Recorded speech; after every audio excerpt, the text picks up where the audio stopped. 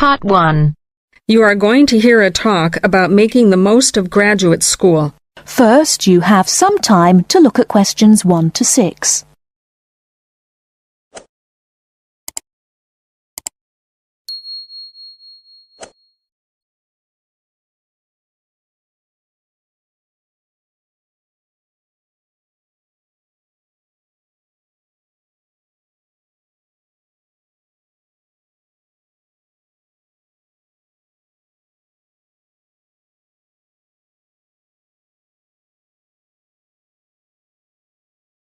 Now listen carefully and answer questions 1 to 6.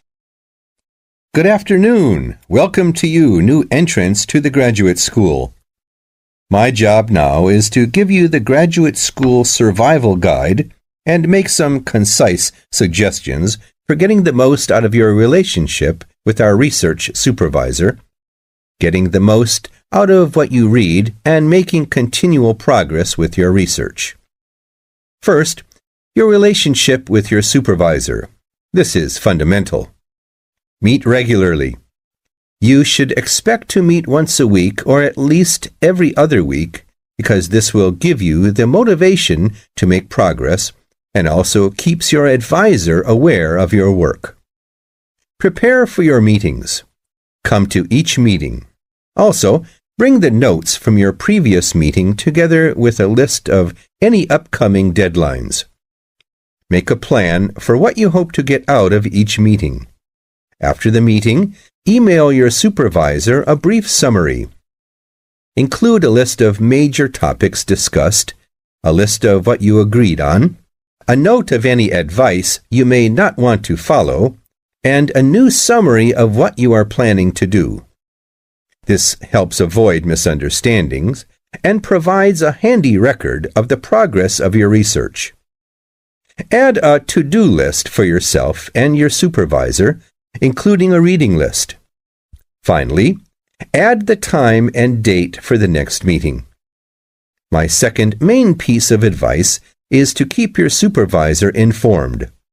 Show him or her the results of your work as soon as possible. This helps your supervisor understand your research and identify any potential points of conflict early in the process. Include summaries of your work, including any results of experiments, and also anything you write about your research. Thirdly, communicate clearly. If you disagree with your advisor, state your objections and concerns clearly and calmly. If you feel that something about your relationship is not working, discuss it with him or her. Whenever possible, suggest steps that they could take to address your concerns. Under this heading, it is extremely important to take the initiative. You do not need to clear everything you do in your research with your advisor. He or she is busy too. You must be responsible for your own ideas and the progress of your work. Before you hear the rest of the conversation, you have some time to look at questions 7 to 10.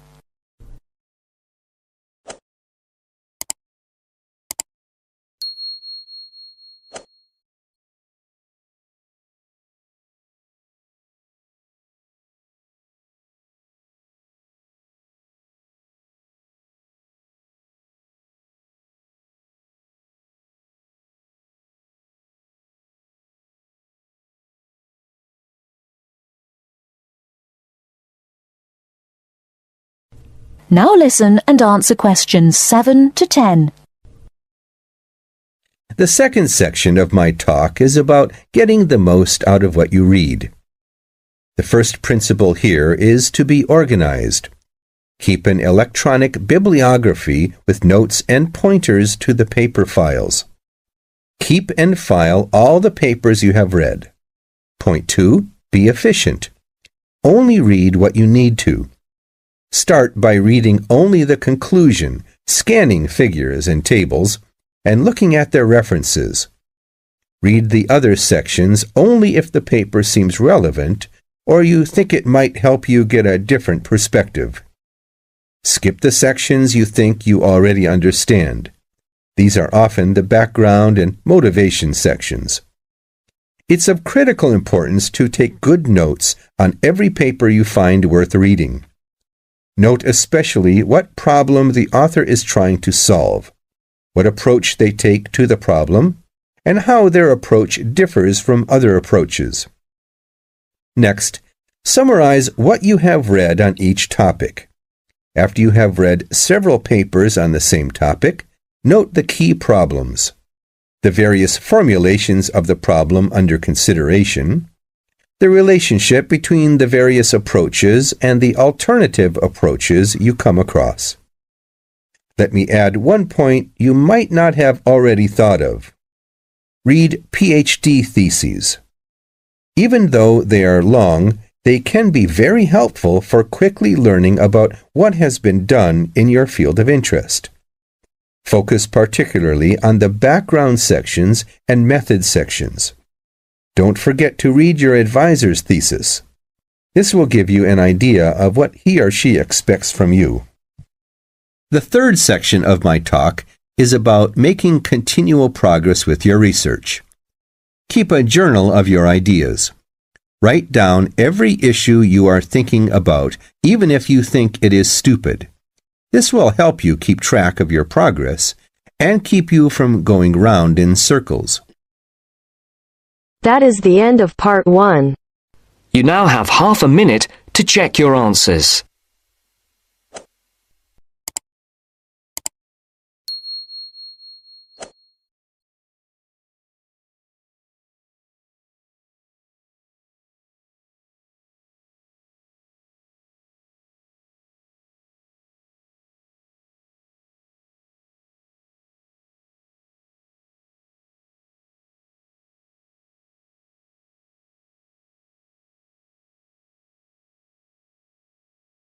Now turns to part 2. Part 2. You will hear a podcast on Camber's theme park. Now you have some time to look at questions 11 to 16.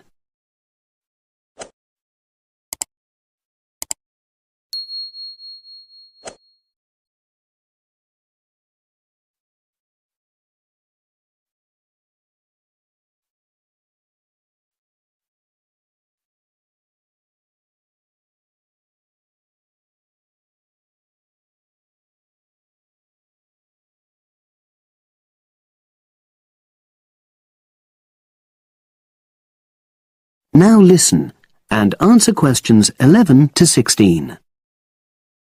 Welcome to Camber's Park podcast. In the next few minutes, I'll tell you a little about the park and the amazing things we have to offer. We like to think that Camber's offers more than other theme parks.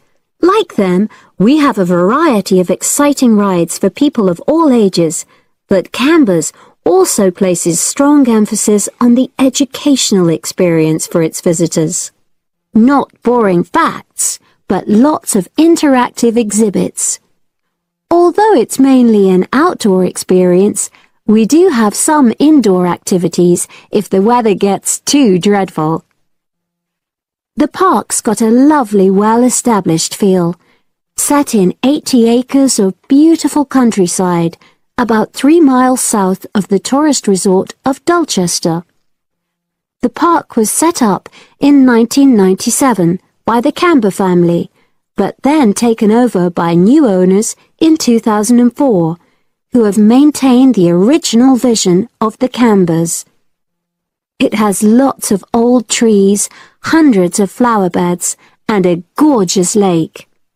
Cambers has over 45 different rides, exhibits, and arcades. All but one of these is free once you've paid your entrance fee.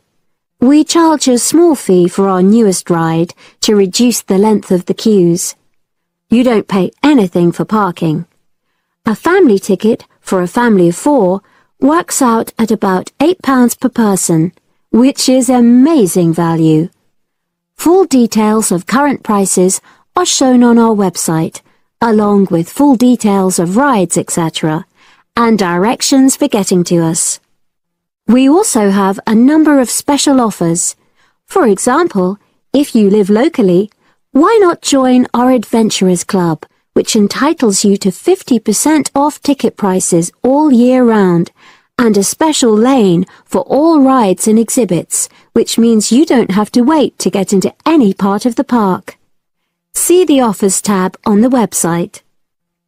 We've recently added a number of new exhibits to the park, and we're particularly proud of our Future Farm Zone, which houses over 20 different species of animals, from chipmunks to dairy cows. The emphasis is on getting near to the animals. All of them can be petted, and you can buy food for feeding the animals. Many of our younger visitors say that this is the high point of their visit.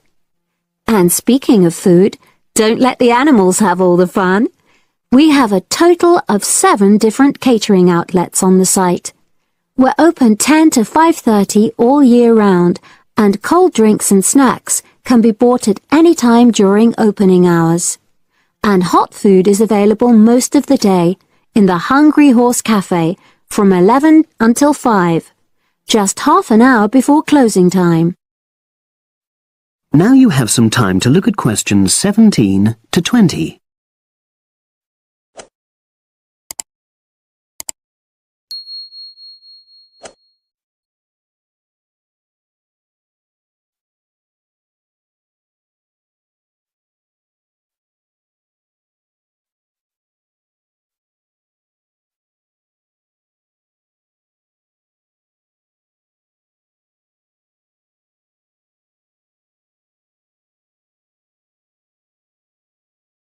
Now listen and answer questions 17 to 20.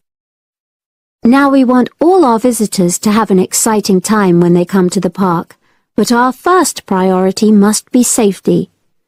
Parents and guardians know their children's behavior and capabilities, but here at the park, we have set certain conditions for each of the rides to ensure that all visitors get the maximum enjoyment out of the experience and feel secure at all times.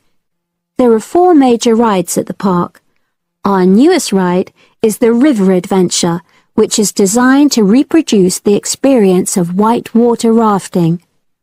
No amount of protective clothing would make any difference, so only go on this ride if you're prepared to get wet. Children under 8 can go on this ride, but all under 16s must have an adult with them. Not all of our rides are designed for thrills and spills. Our Jungle Gym roller coaster is a gentler version of the classic Loop-the-Loop, specially created for whole family enjoyment, from the smallest children to elderly grandparents, suitable for all levels of disability and health conditions.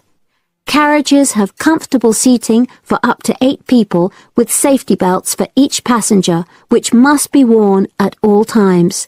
Sit back and enjoy the scenery. One of the best established and most popular of Canberra's rides is the massive Swoop slide. Whiz down the polished vertical slide 9 meters in height and scream to your heart's content. There are no age or height restrictions. Be careful though, you must have on long trousers so you won't get any speed burns. And then there's the famous Zip Go-Kart Stadium with 16 karts, 8 for single drivers and 8 for kids preferring to ride along with mum, dad or carer. Take part in high-speed races in our specially designed Formula One style karts, but no bumping other karts, please. All riders must be above 1.2 meters because they have to be able to reach the pedals, even in the shared karts. Full details of all safety features are available on our website at www.camberspark.com. So come and make a day of it at Canberra's Theme Park. That is the end of part 2. You now have half a minute to check your answers.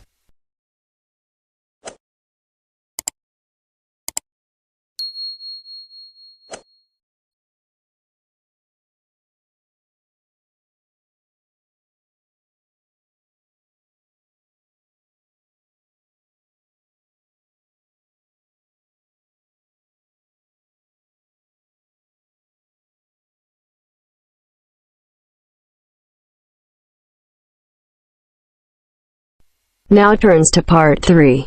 Part 3. A student wants to register for a conference. Listen to the conversation between the student and the woman and answer the questions. First, you have some time to look at questions 21 to 24.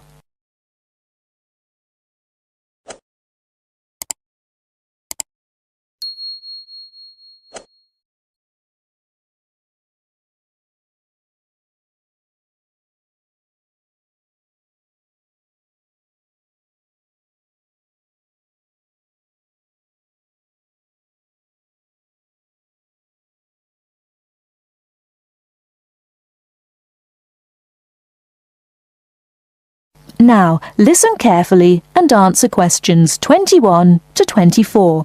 Good morning. Can I help you?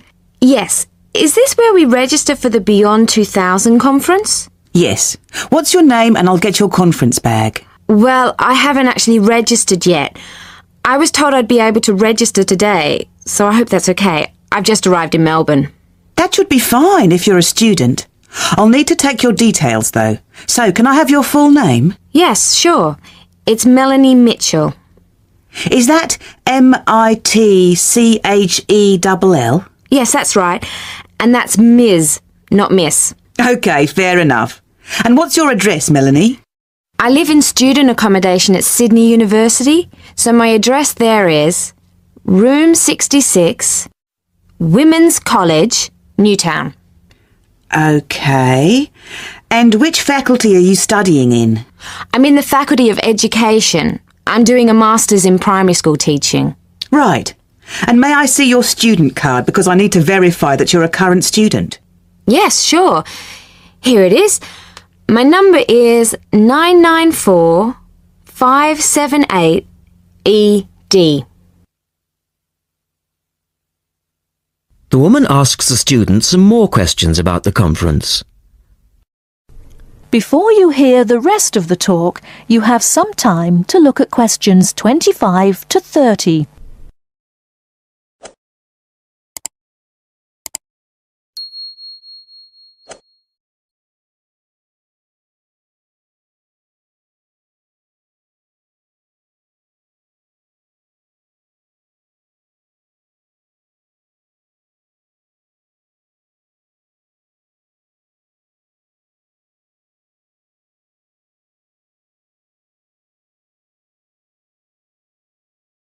Now listen and answer questions 25 to 30. Okay. Now, do you want to attend all 3 days? The conference runs from Thursday to Saturday. Yes, I think so, if I can afford it. What does it cost? Well, you're eligible for a student discount, which makes it $15 for a day registration or $40 for the 3 days, though it is possible to register for half a day only. I'll register for all 3 days, please. Good. Now, will you be requiring accommodation while you're here in Melbourne? Yes, I suppose I will. What's available? Well, we have several levels of accommodation. You can share a room with another student for $25 a night. Or you can have your own room but share the bathroom. I believe it's just down the corridor. That's $45. Right. Or you can have a single room with your own bathroom. I don't mind sharing a room. On second thoughts, yes, I do. I'll have my own room, but I'll share the bathroom. Right. Now, the conference fee does not include meals, though you do get tea and coffee in the breaks. Shall I put you down for lunch? That's an extra $10 a day. And there's the conference dinner on Friday night, which is $25. Oh, and what about breakfast? Hang on a minute. It's all starting to sound rather expensive. I'll have the lunch, but not the dinner or breakfast, if that's okay. Perfectly okay. Now, a couple of other things. There are a number of special interest groups organised. They're known as SIGs, and you're asked to nominate your preference. They'll take place on the Friday afternoon and Saturday morning, but they're filling up quickly, which is why you need to nominate now. Right. What are the SIGs? Well, there are 6 altogether. Let's see. On Friday, you have a choice between computers in education or teaching reading skills. Or a session on catering for the gifted child. Oh, they all sound interesting. But technology in the classroom is really my area of interest, rather than reading. So I'll go for that. I can probably read up on the gifted child topic myself. Right. And then the Saturday options are a session on cultural differences, or there's music in the primary curriculum, or you could go to the one on gender issues in the classroom. Wow! Can I go to them all? They all sound fascinating. Afraid not. Well, I'm really interested in how boys and girls behave differently, even when they are very young, so I'd better opt for the third session, even though the cultural differences sig is probably really interesting too. Right. And the music option would be interesting. And how would you like to pay? We accept most credit cards or bank cheques, but not personal cheques, I'm afraid. Been caught out too often before. And cash, of course. We never say no to cash. I'll have to put it on my card 'cause I don't have enough cash on me right now. That's fine. Enjoy your time here with us in Melbourne. That is the end of part 3. You now have half a minute to check your answers.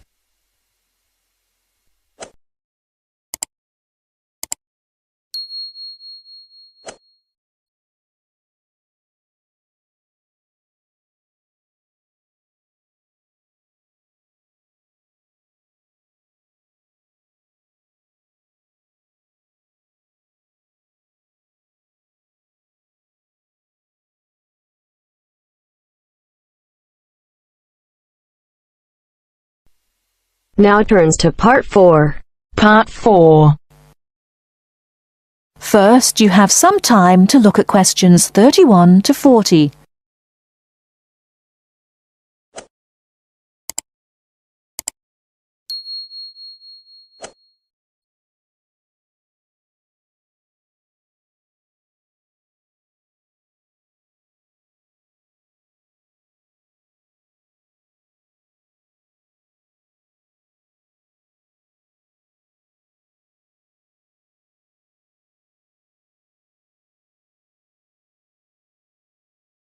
Now listen carefully and answer questions 31 to 40. Good afternoon. I'm glad you all found your way here. Now I'd like Dr. Wallace to introduce us to the Arboretum. Good afternoon. Although at first glance the Arboretum may look like a park, it is a research and teaching facility that also provides a place for people to develop a positive relationship with nature. When then University of Wisconsin-Madison purchased the land, mostly during the 1930s, much of it bore little resemblance to its pre-settlement state. Instead, it had been turned into cultivated fields and pastures that had fallen into disuse.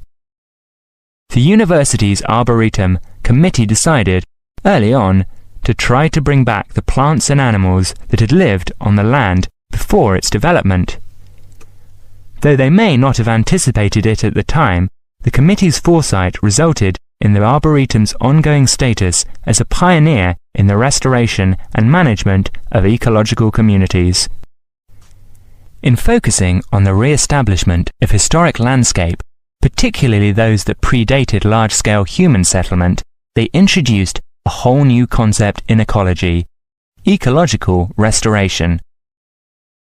The process of returning an ecosystem or piece of landscape to a previous, usually more natural, condition. Madison was a fast-growing city in the 1920s. Fortunately, some leading citizens recognized the need to preserve open space for Madison's residents. Most of the Arboretum's current holdings came from purchases these civic leaders made during the Great Depression. In addition to inexpensive land, the Depression brought a ready supply of hands to work it. Between 1935 and 1941, crews from the Civilian Conservation Corps were stationed at the Arboretum and provided most of the labour needed to begin establishing ecological communities within the Arboretum. Efforts to restore or create historic ecological communities have continued over the years, with the result that the Arboretum's collection of restored ecosystems is not only the oldest, but also the most extensive such collection. In addition to these native plant and animal communities, the Arboretum, like most arboreta, has traditional collections of labelled plants arranged in garden-like displays. These horticultural collections, featuring trees and shrubs of the world, are the state's largest woody plant collections. That is the end of part 4. You now have half a minute to check your answers.